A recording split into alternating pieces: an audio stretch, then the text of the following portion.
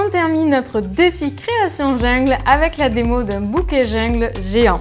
Vous verrez, vous pourrez utiliser tout ce que vous avez appris cette semaine avec ce dernier défi.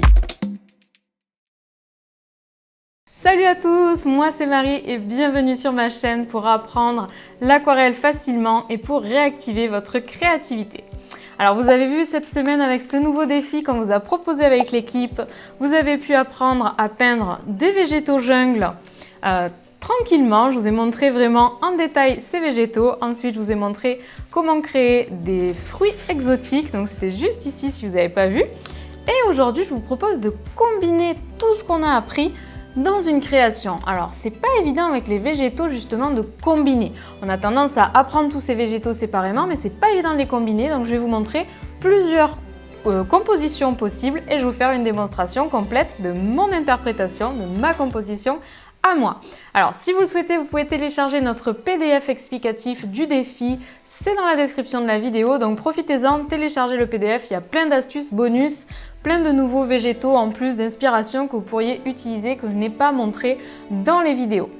Alors, donc comme je vous disais, ce n'est pas forcément évident de combiner les végétaux ensemble. Je vous ai toujours expliqué ça, que ce soit dans mon cours vidéo Fantastic Fleurs ou dans mes livres.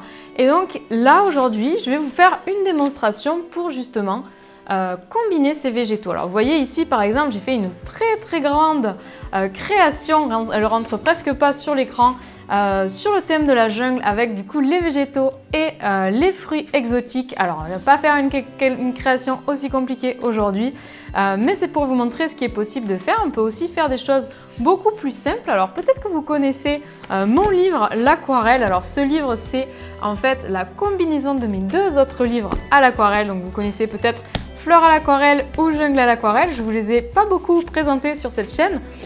Ici, c'est tout simplement un combo des deux. Donc, vous voyez, c'est vraiment un gros livre avec une couverture solide qui est vraiment superbe. Et donc, dans ce livre, il y a beaucoup de compositions. Donc, je vous les montre. Ça vous donne une idée de composition que vous pouvez choisir. Donc, vous allez pouvoir faire soit celle que je vais vous présenter dans la vidéo, soit une des compositions que je vous présente là, ou bien une autre, bien sûr. C'est un thème libre. C'est pas un tuto forcément à 100%. Donc, n'hésitez pas à sortir des sentiers battus et à trouver une idée de compo pour les végétaux qu'on a fait dans ce défi. Alors, vous voyez, par exemple, vous pouvez faire un bouquet flottant, j'appelle ça, c'est un bouquet sans les tiges. Donc ça peut être une bonne idée pour rassembler vos végétaux jungle. Ici, vous voyez, j'avais des fleurs et des fruits et des feuilles, pardon. Vous pouvez faire un cadre, vous avez la vidéo juste ici où je fais une démo cadre, pas jungle, mais ça vous montre un petit peu un exemple. Vous pouvez par exemple faire des choses un petit peu plus classiques comme, je vais vous montrer, vous pouvez faire un motif en recouvrant un petit peu toute votre page de végétaux.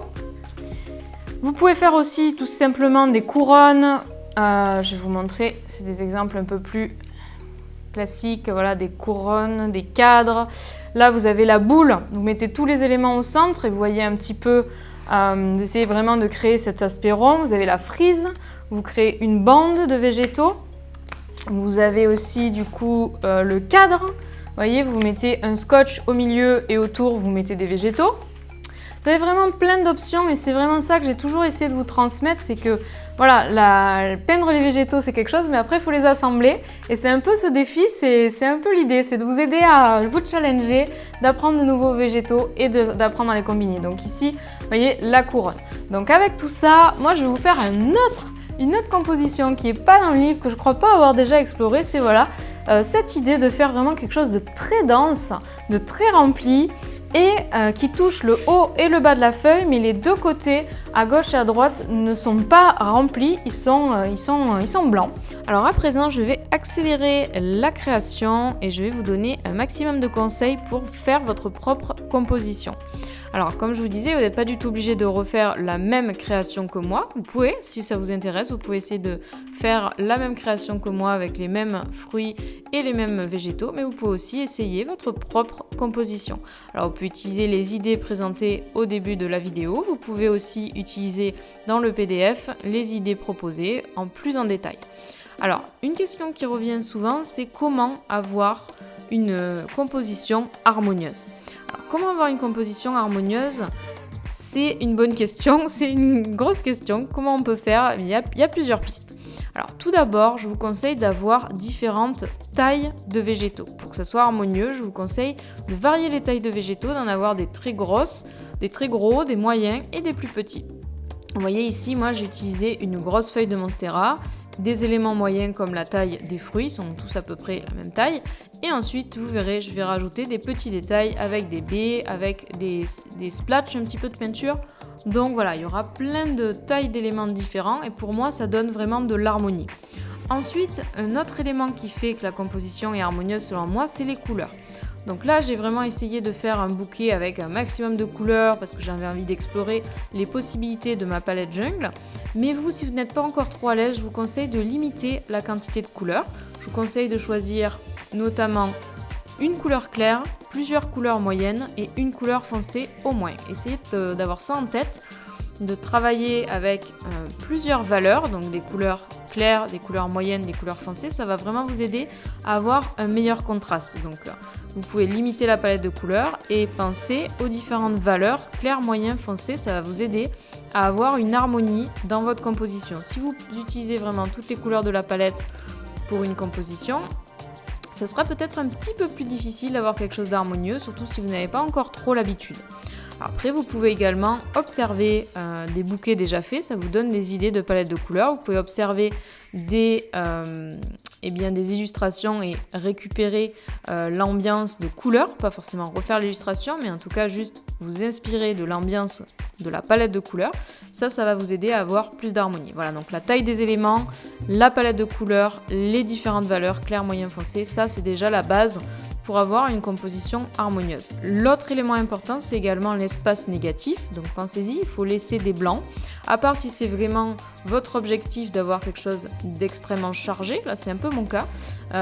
Mais voilà, de façon générale, je vous conseille quand même d'avoir pas mal d'espace négatif, que ce soit autour de votre composition ou bien au sein de votre composition selon la composition choisie. Par exemple, si vous faites une couronne, mais il faut l'espace négatif notamment au centre de la couronne.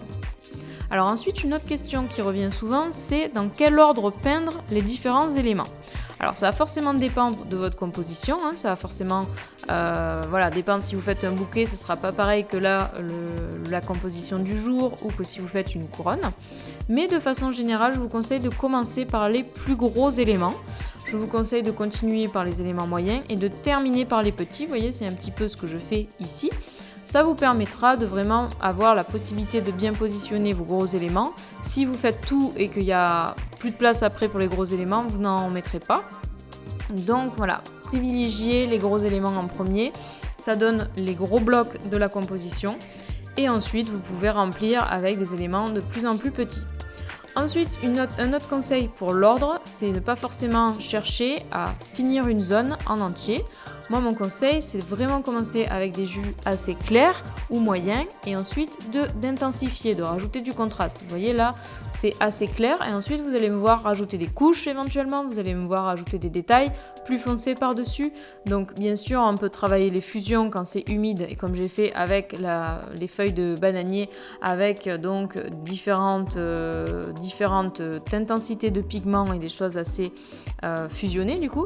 Mais vous n'êtes pas obligé de le faire partout et vous pouvez attendre un petit peu et rajouter les foncés après pour identifier les zones qui manquent de contraste. C'est vraiment important. Donc dans l'ordre, ne vous dites pas il faut à tout prix que cette zone soit terminée en plein. Vous pouvez construire votre création en couches. Donc première couche assez claire et on rajoute et on rajoute et on rajoute. La création géante que je vous ai montrée au début de cette vidéo, c'est 4 ou 5 couches d'aquarelle selon les zones. Il y a plein de détails que j'ai rajoutés au stylo, que j'ai rajoutés au Posca. Donc ici j'ai fait quelque chose de plus simple pour que ce soit un mix entre une démo et un tuto. Mais voilà, ne vous en privez pas des couches et ça va vraiment aider à construire votre composition au fur et à mesure. Alors, une dernière question, c'est comment savoir où mettre les fleurs. Donc déjà, vous n'êtes pas obligé de peindre des fleurs, vous pouvez tout à fait peindre uniquement des végétaux et des fruits, ou voire que des végétaux dans une composition végétale. C'est très intéressant de ne pas forcément peindre des fleurs. Donc après, comment savoir où les positionner? Moi, mon conseil, c'est vraiment d'essayer, si vous avez un petit peu d'expérience déjà avec les fleurs, de travailler les chevauchements. Vous voyez ici dans cette composition, j'ai essayé de placer des éléments les uns derrière les autres. Donc ça peut être un indice d'avoir des fleurs ou des feuilles ou des fruits les uns en dessous des autres. Donc vous pouvez anticiper un petit peu votre création avec un crayon à papier, avec un brouillon, où vous allez essayer de disposer les éléments pour vous rendre compte en gros les principaux éléments où vous voulez les mettre. C'est un peu ce que j'avais fait moi. Ensuite, vous pouvez aussi vous poser la question de l'angle des différents éléments. Donc, vous pouvez vous dire, tiens, j'ai beaucoup d'éléments qui sont face à moi, je vais essayer de varier les angles, d'en mettre qui sont sur le côté ou d'autres qui sont vraiment face à moi, d'autres qui sont plutôt qui regardent vers l'arrière. Ça peut être aussi des indices pour positionner vos végétaux. Donc là, moi, j'ai fait quelque chose d'assez simple avec la plupart des végétaux qui sont face à nous. Vous voyez, par exemple, pour les feuilles de bananier, j'ai fait deux directions. Donc ça peut vous donner des idées pour avoir encore plus de complexité, d'harmonie dans votre ou de variété dans votre composition. Donc voilà, j'espère que ces conseils ont pu vous aider, ont pu vous inspirer. Donc merci à vous d'avoir regardé cette démo. J'espère que vous avez apprécié notre semaine de défi création jungle. Dites-nous en commentaire si vous avez aimé. N'hésitez pas d'ailleurs à partager vos créations avec le hashtag Tribulation de Marie. Vous pouvez toujours télécharger le PDF du défi en description et participer. On se retrouve mardi prochain pour une nouvelle vidéo. On continuera encore sur le thème de la jungle. N'oubliez pas de vous abonner à la chaîne pour ne pas manquer nos futures vidéos. À bientôt!